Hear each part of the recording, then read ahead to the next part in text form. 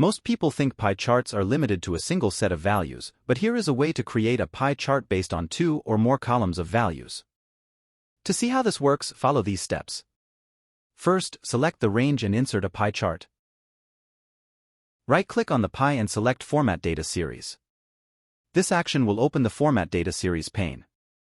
In the Series Options section, choose the Secondary Axis Radio button. Then use the pie explosion slider to set the explosion to 40%, it creates a separated pie effect. Now, select each slice of pie in turn and drag them back to the center of the pie. Remember that 2 slow clicks will select an individual piece of the pie. Now, click on the outer part of the pie and in the Format Data series choose the Secondary Axis Radio button and adjust the pie explosion slider to 150% to create a separated pie effect. This action reduces the pie's size while separating the slices.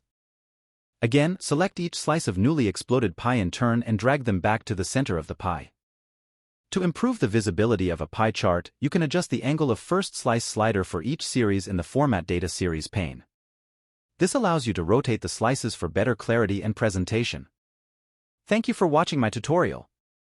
If you found it helpful, please like, subscribe, and share my video with others.